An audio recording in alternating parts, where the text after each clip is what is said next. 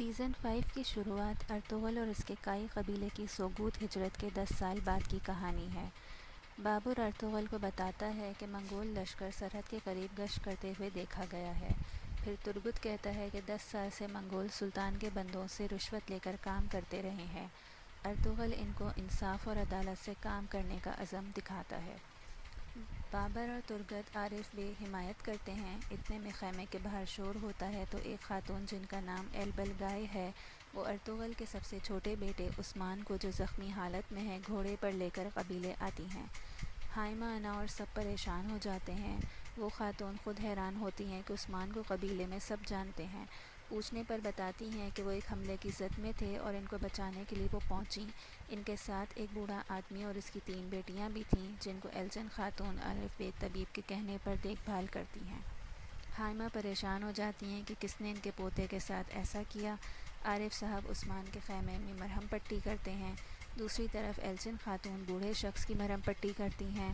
ترگت اس شخص سے پوچھتا ہے کہ وہ آدمی جنہوں نے ان پہ حملہ کیا چاہتے تھے، تو وہ کہتا ہے کہ میں نہیں جانتا۔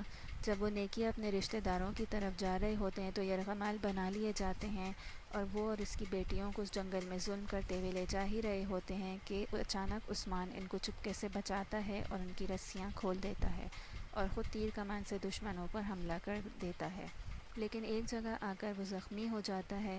اتنے میں ایلبلگائے خاتون اپنے سپاہیوں کے ساتھ آ کر ان لوگوں کو بچاتی ہیں۔ ترگت یہ سب کہانی بہت غور سے سنتا ہے۔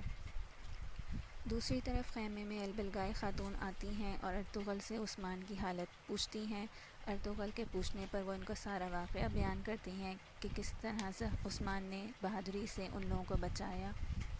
زخمی عثمان پھر ان کو بتاتا ہے کہ وہ ارطغرل صاحب کا بیٹا عثمان ہے۔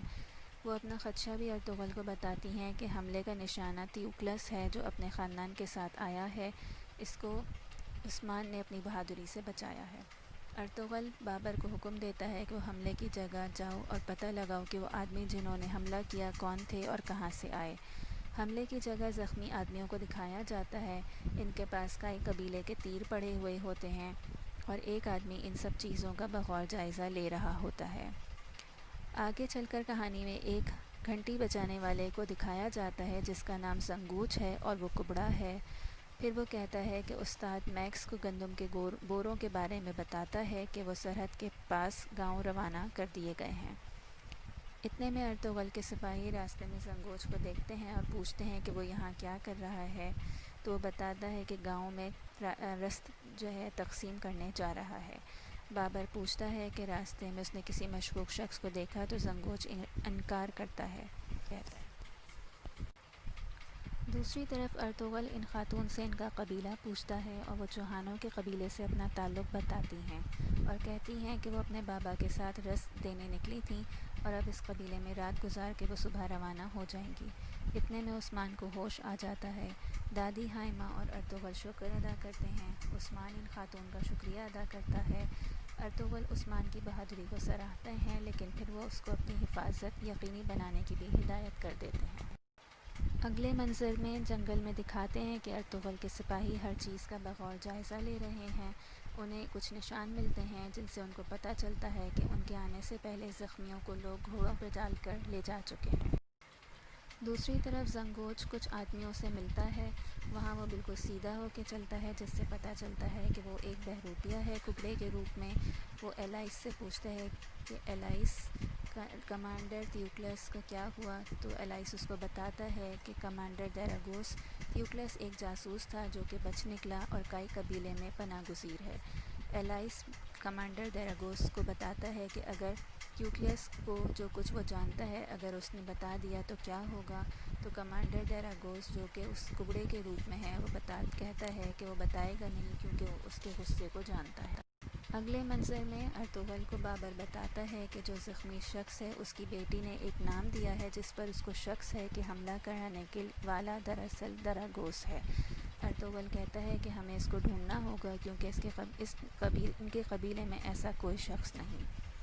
ہائمہ پھر اگلے منظر میں خواتین کے ساتھ کھانے کی تیاری کا جائزہ لیتی ہیں۔ اتنے میں بابر کی بیٹی اسلحان ان کو ٹھنڈا کنویں کا پانی پلاتی ہے اور ان کی دعائیں لیتی ہے۔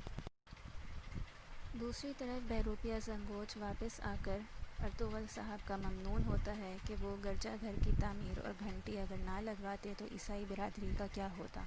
ارطغرل اس کو آنکھوں میں آنکھیں ملا کر بات نہ کرنے کی وجہ پوچھتے ہیں تو وہ کہتے ہیں کہ ہم اپنے آقاؤں کی آنکھوں میں دیکھ کر بات نہیں کرتے، اور پھر عثمان کی طبیعت کا دریافت کرتا ہے۔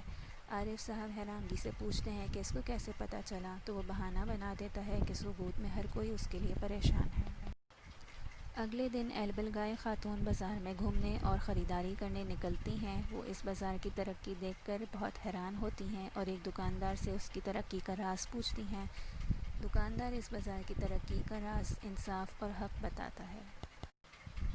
پھر دکھایا جاتا ہے کہ کچھ سود خور لوگوں کو سود دے رہے ہوتے ہیں کہ اتنے میں ارطغرل آ جاتا ہے اور ان کو روکتا ہے اور ان پہ سختی کرتا ہے، تو وہ لوگ اس کے بیٹے کا نام لے لیتے ہیں کہ آپ کا بیٹا گوندوز بھی اس میں شامل ہے۔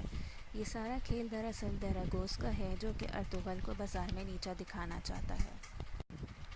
ارطغرل واپسی میں خیمے میں گوندوز کو بلاتا ہے اور اس پر غصہ کرتا ہے کہ کیا اس کو حرام اور حلال کا فرق نہیں بتایا گیا۔ گوندوز کہتا ہے کہ وہ یہ کاروبار سمجھ کے کر رہا تھا اور اسے نہیں پتہ تھا۔ ارطغرل کو غصہ آتا ہے اور وہ اسے تھپڑ مارتا ہے۔ ارطغرل عارف صاحب اور ترگت سے کہتا ہے کہ اس کے بیٹے دشمن کی ہر چال دیکھ کر بڑے ہوئے ہیں، یقیناً اس کے پیچھے کوئی اور بات ہے اور وہ اس کا پتہ لگا کے رہے گا۔ عارف صاحب ارطغرل کو یقین دلاتے ہیں کہ اب وہ 3 سود خور بازار میں تجارت نہیں کریں گے اور وہ ایسی بات دوبارہ نہیں ہونے دیں گے۔ یہاں پہ ایپیسوڈ 1 سیزن 5 کا اختتام ہوتا ہے۔